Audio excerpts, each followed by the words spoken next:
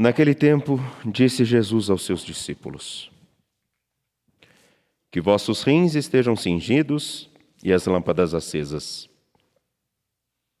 Sede como homens que estão esperando o seu Senhor voltar de uma festa de casamento para lhe abrirem imediatamente a porta, logo que ele chegar e bater.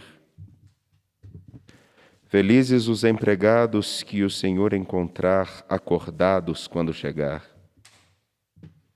Em verdade eu vos digo, ele mesmo vai cingir-se, fazê-los sentar-se à mesa e, passando, os servirá. E caso ele chegue à meia-noite ou às 3 da madrugada, felizes serão, se assim os encontrar. Palavra da salvação. Glória a vós, Senhor. Por favor.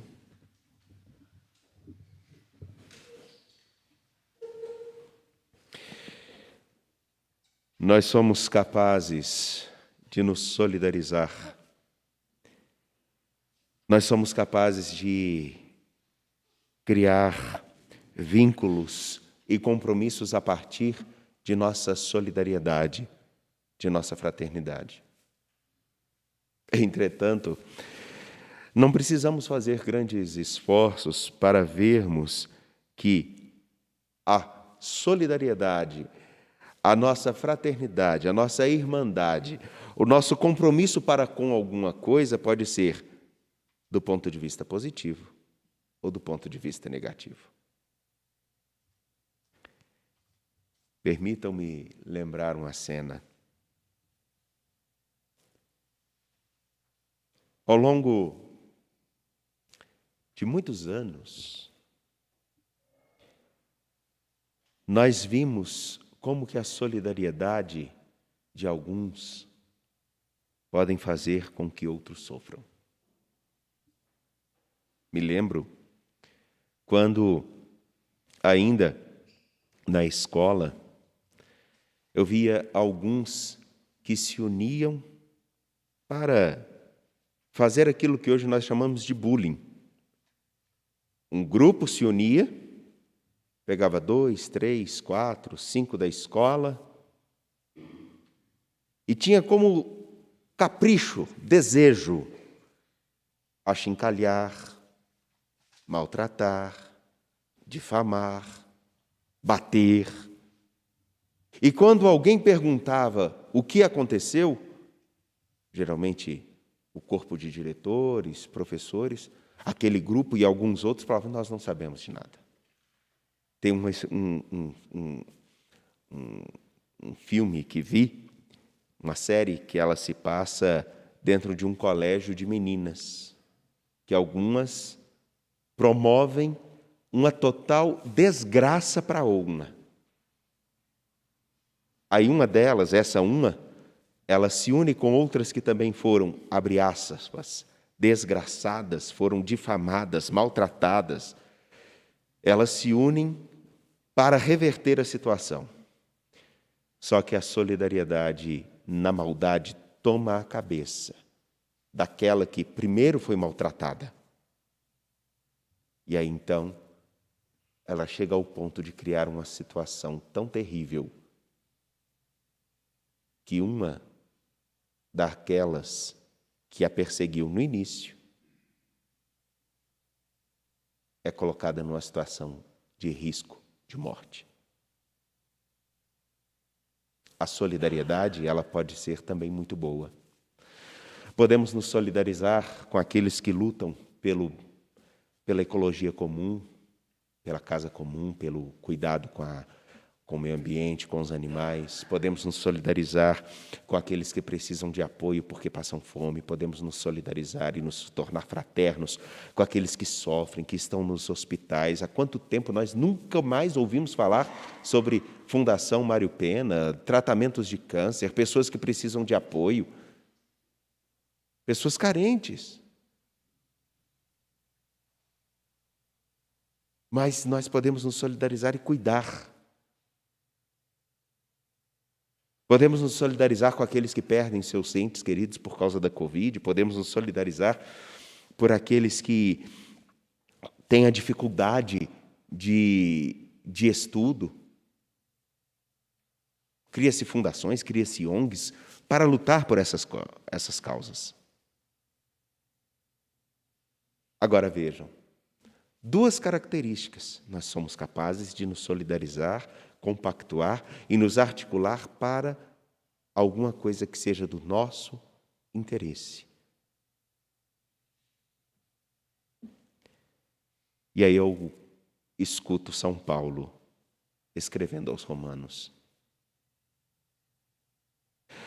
e apontando uma coisa: vejam, em Adão, pela nossa capacidade de nos solidarizar, de nos tornarmos fraternos, unidos, numa determinada circunstância, ao redor de Adão nós somos capazes de reproduzir aquilo que foi o motivo de nossa perdição.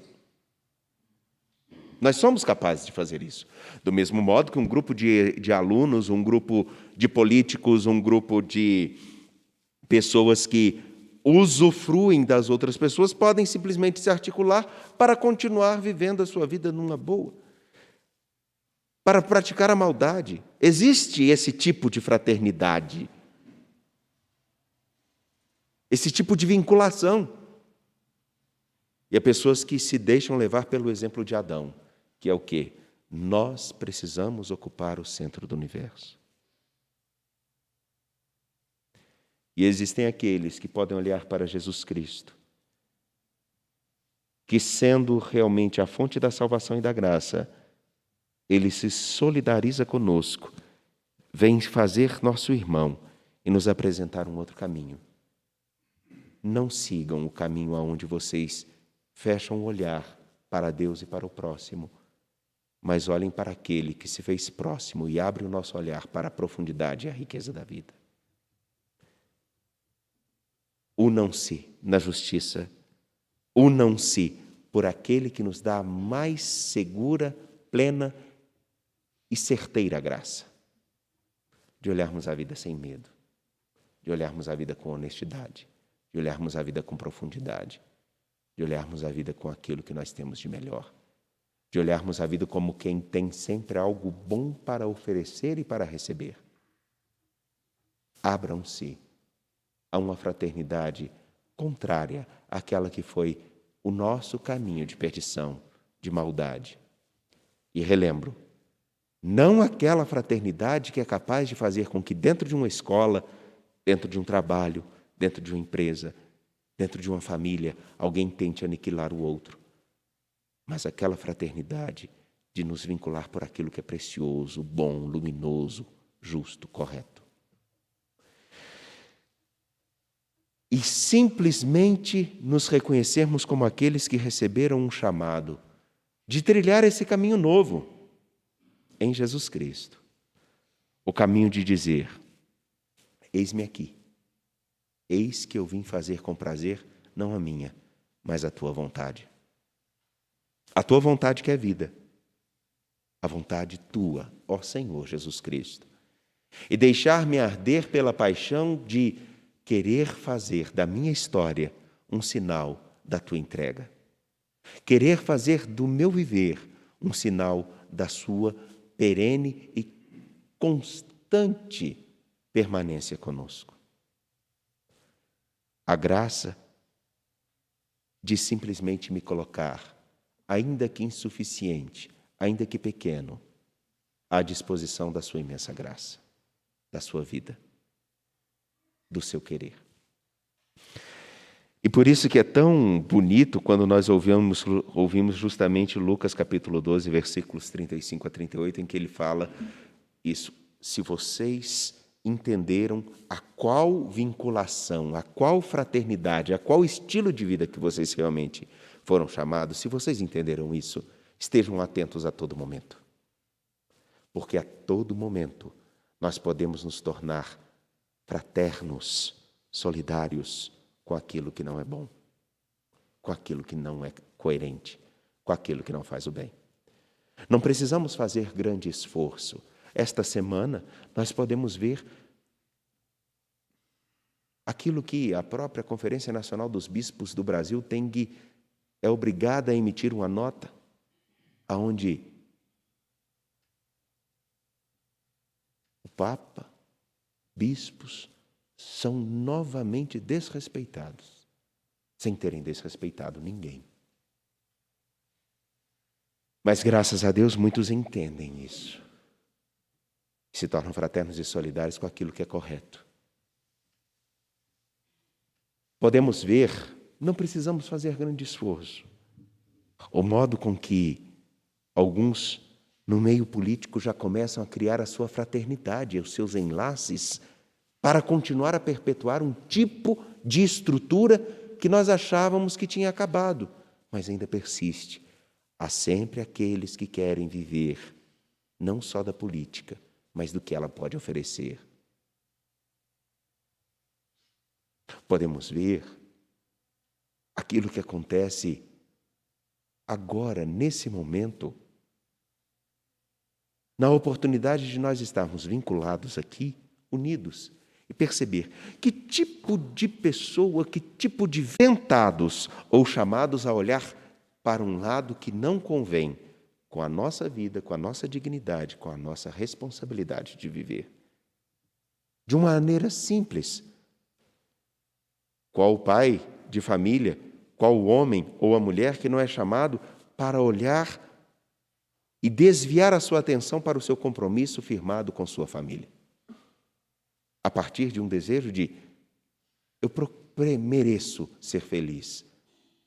Mas o que é realmente essa felicidade? É fazer o que se quer a todo momento, do jeito que se quer? Nós somos todos os dias interpelados a olharmos para as pessoas como alguém que pode nos dar algo, e não como alguém que pode nos ensinar e oferecer algo como uma partilha, como uma entrega. Sabe qual a diferença? A primeira que eu quero dizer é aquela na qual eu te vejo como um objeto, na qual eu te vejo como algo que pode simplesmente satisfazer a mim, em todos os sentidos. E aí há um tipo de vinculação. Enfim, se nós olhamos para o tempo presente e nos escandalizamos com o tráfico humano, com os roubos, com a corrupção, com a negligência, com a violência, não nos esqueçamos que todas essas formas, elas não existem arbitrariamente sem que pelo menos 2 estejam contribuindo para que elas existam. Se nós olhamos para o bem que podemos fazer e que fazemos, nós percebemos também que existe sempre pelo menos 2 que se comprometem com esse mesmo bem. E a vigilância tem que ser constante. Por isso, então, numa única forma de viver, escutando São Paulo, olhemos para aquele que realmente deve ser o padrão do nosso viver, do nosso existir, do nosso caminhar, do nosso querer fazer da vida algo que realmente corresponda a